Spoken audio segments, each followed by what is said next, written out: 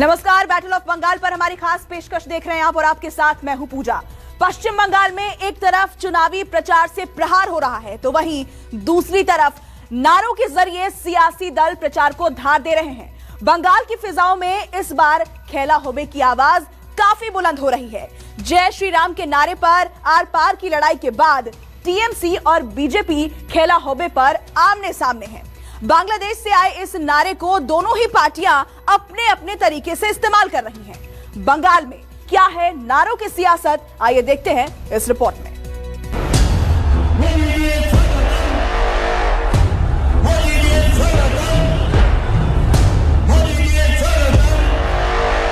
तीन दशक तक कांग्रेस को मौका दिया है या नहीं दिया? दिया है ना? हरे कृष्ण हरे हरे तृणमूल घरे घरे हमसे टकराएगा, चूर चूर हो जाएगा। इसको नाबूद करना है और सजा को से आपस खिलाना है। भारत माता की। এই খেলাতে আমরা বলছি আপনাদের হেরে ভূত করে দেব।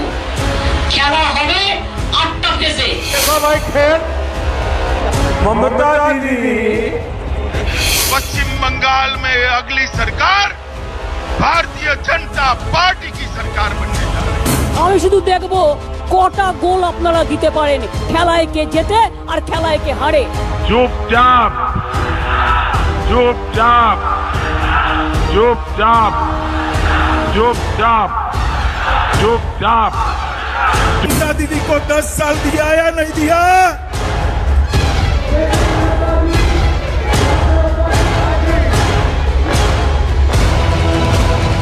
मोदी मोदी मोदी मोदी मोदी मोदी। बंगाल में कोई नहीं कम, किसके नारों में ज्यादा दम। অত সোজা খেলা নয়, খেলা মানে কি আসুন না হয়ে যাক একটা খেলা। खेला होवे सियासी पुकार, बंगाल में नारों की हुंकार। ममता दीदी मैं कहना चाहता हूँ खेला होवे निश्चय होवे, और अब तो बंगाल में बोडो खेला होवे। बंग ध्वनि और जतन नारों में आएगा परिवर्तन। জুড়ে দেখবে সবে দিদি আবার সিএম হবে, গজ্জে বলে লড়াই হবে।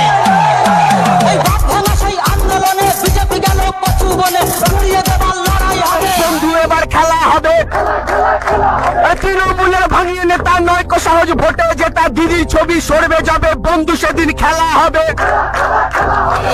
শুধু দাঙ্গাবাজি ও পিসি যাও পিসি যাও পিসি যাও যাও যাও রাস্তা বেহাল বাংলায় আকাল। दुनिया में कोई भी राजनीति बिना नारों के संभव नहीं है, खास तौर से बात जब भारत की हो तो यहाँ नारों की कहानी सदियों पुरानी है। इतिहास उठाकर देखें तो पहले उद्घोष का इस्तेमाल युद्ध जीतने के लिए किया जाता था, फिर चाहे रामायण हो या महाभारत, नारों का इस्तेमाल हर जगह होता रहा है। हालांकि अब इसका इस्तेमाल सियासी जंग जीतने के लिए हो रहा है। না জাগিলে ভারত ললো না, এ ভারত জাগে না জাগে না। कहते हैं चुनाव में जिसका प्रचार ज्यादा धारदार और जिसके नारों में ज्यादा दम होता है उसकी नैया चुनावी दरिया में आसानी से पार लग जाती है। बंगाल चुनाव में भी कुछ ऐसा ही माहौल दिखाई दे रहा है। एक तरफ दिग्गजों के रोड शो, चुनावी रैलियां और प्रचार आक्रामक होते जा रहे हैं, तो वहीं दूसरी तरफ नारों के जरिए एक दूसरे पर सियासी हमले भी किए जा रहे हैं। तुष्टीकरण को बल देती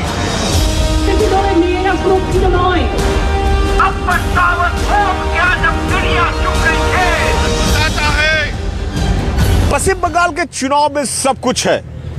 कभी यहाँ जय श्री राम के नारे पर संग्राम छिड़ जाता है तो कभी जय बंगला पर बवाल मच जाता है।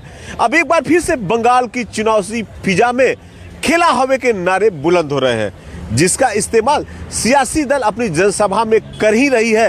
साथ ही साथ आम लोग भी खेला होवे के नारे में चुनावी माहौल बताने की कोशिश कर रहे हैं। बंगाल की फिजाओं में इस वक्त एक नारे की गूंज ज्यादा सुनाई दे रही है, वो है खेला होवे।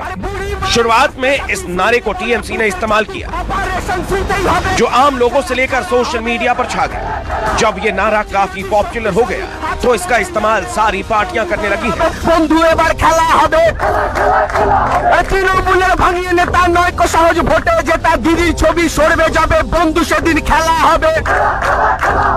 बीजेपी और मोदी सरकार ने नारों के सहारे ही केंद्र के साथ साथ कई राज्यों में सरकार बना दी। बीजेपी जय श्री राम के नारे का इस्तेमाल चुनाव के वक्त करती है और ऐसा ही वो बंगाल में भी कर रही है। लेकिन इस बार वो खेला होबे नारे के सहारे भी अपना सियासी समीकरण साध रही है। ममता दीदी कह रही हैं बंगाल में खेला होबे,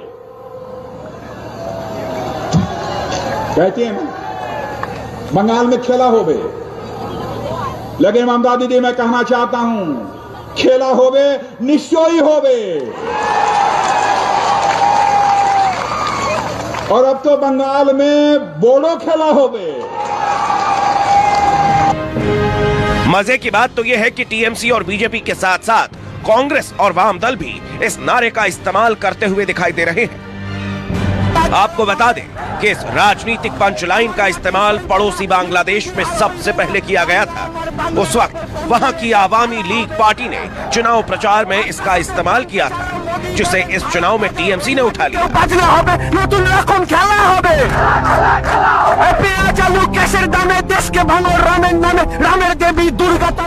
हालांकि बीजेपी नारे का इस्तेमाल बिल्कुल अलग तरह से कर रही है। बीजेपी इसे विकास और शांति का खेल बता रही है। भारतीय जनता पार्टी ने मिशेल बंगाल को कामयाब बनाने के लिए राज्य के सियासी मूड के हिसाब से तैयारियां की है। एक तरफ भारतीय जनता पार्टी सुनार बांग्ला से वोटरों को रिझाने की कोशिश में है, तो वहीं टीएमसी भी भारतीय जनता पार्टी से कहीं पीछे नहीं है। जवाब में टीएमसी ने जय बांग्ला का नारा दिया। हालांकि इस पर कुछ विवाद होने के बाद मुख्यमंत्री ममता बनर्जी ने बंग ध्वनि नारे के जरिए प्रचार की धारा को तेज कर दिया है। 2011 से पहले लेफ्ट शासन में टीएमसी ने चुपचाप फूल छाप का नारा दिया था, जिसकी बदौलत टीएमसी बंगाल की सत्ता पर काबिज हो गई।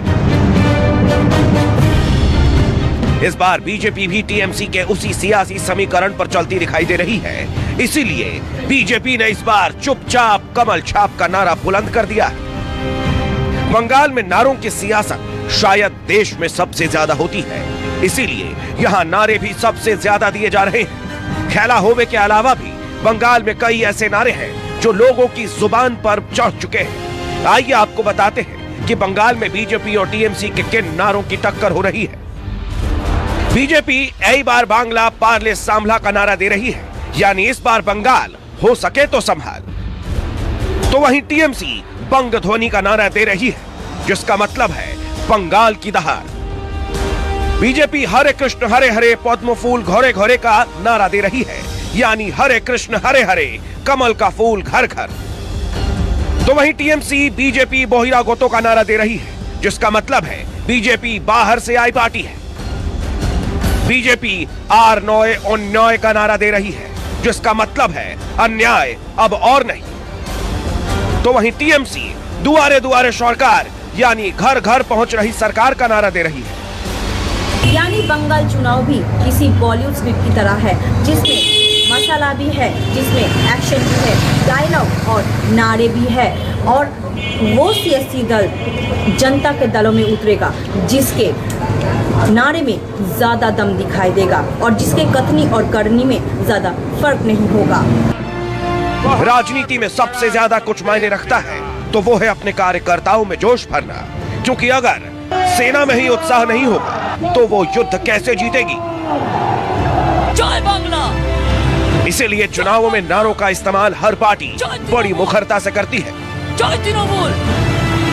साथ ही नारा सिर्फ शब्द नहीं होते, बल्कि कुछ शब्दों में एक संदेश होता है, जिसके जरिए पार्टी या संगठन अपने कार्यकर्ताओं और जनता तक अपनी पहुंच बनाती है। नारों के सहारे ही देश में न जाने कितनी सरकारें बनी और कितनी बिगड़ी। कहते हैं एक तलवार का सिपाही सिर्फ एक या दो व्यक्ति से लड़ सकता है, लेकिन अगर एक कलम का सिपाही कोई जबरदस्त नारा लिख दे तो वो पूरे दुश्मन सेना पर भारी पड़ता है। और चुनावों में भी नारों की सियासत बड़ा काम करती है। सिलीगुड़ी से मनु कृष्णा, मुर्शिदाबाद से मनाली दत्ता, आसनसोल से अमरदेव पासवान के साथ मनोज पांडे, न्यूज 24 कोलकाता। तो बंगाल चुनाव में अपनी खोई जमीन तलाशने में जुटी कांग्रेस में घमासान मच गया है। 2 दिन पहले ही कांग्रेस और लेफ्ट ने फुरफुरा शरीफ के पीरजादा अब्बास सिद्दीकी के साथ मंच साझा किया था, जिस पर कांग्रेस के अंदर से बगावत के सुर बुलंद हो रहे हैं। वहीं कांग्रेस की आपसी लड़ाई में बीजेपी अपने फायदे का गुणाभाग कर रही है।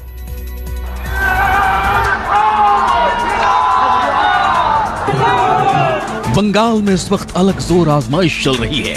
एक तरफ बीजेपी और टीएमसी अपना अपना गुणा गणित कर रही है, तो दूसरी ओर कांग्रेस और लेफ्ट अपनी खोई जमीन तलाशने की रणनीति तैयार कर रही है। शायद अपना सियासी वर्चस्व कायम करने के लिए ही लेफ्ट और कांग्रेस ने अपने गठबंधन में फुरफुरा शरीफ वाले मौलाना पीरजादा को भी शामिल किया था। लेकिन ये गठबंधन जमीन पर अपनी फसल उगाता उससे पहले ही पीरजादा को लेकर कांग्रेस में तूफान आ गया।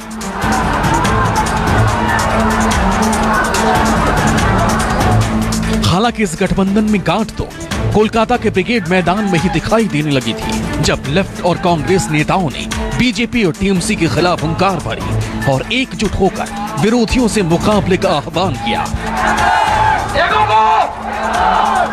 लेकिन मंच पर ही अब्बास सिद्दीकी और कांग्रेस के बीच ये दूरी खुलकर सामने आ गई।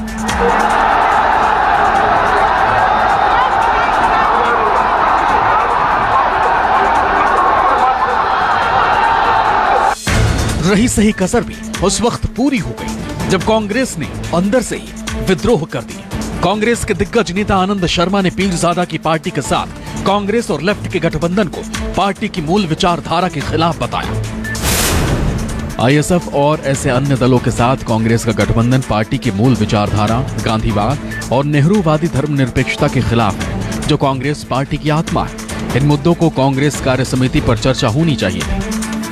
हालांकि कांग्रेस में उठे तूफान को बंगाल कांग्रेस अध्यक्ष अधीर रंजन चौधरी ने शांत करने की कोशिश की। उन्होंने आनंद शर्मा को जवाब दिया। बंगाल में पार्टी ने जो भी फैसला लिया है आला कमान के निर्देश पर ही लिया है। जो लोग पार्टी को मजबूत करना चाहते हैं वो 5 राज्यों में प्रचार करें और ऐसा बयान न दें जिससे बीजेपी को फायदा हो। बंगाल में चुनाव से ऐन वक्त पहले मचे सियासी आर पार में बीजेपी भी कूद पड़ी। बीजेपी ने आरोप लगाया कि कांग्रेस सिर्फ 4 लोगों की पार्टी है जिसमें मुसलमानों के लिए भी जगह नहीं है। चाहे कितना भी राजनीतिक पुशअप कर ले ये कांग्रेस पार्टी और चाहे कितने भी गठबंधन के नृत्य राहुल गांधी कर ले, भारतीय जनता पार्टी की ही सरकार बनेगी और ये जो ठगबंधन है इनकी हार होगी। कांग्रेस के झगड़े में एक तरफ बीजेपी को मौका दिख रहा है जिससे बीजेपी कांग्रेस मुस्लिम तुष्टीकरण वाली पार्टी साबित कर सके।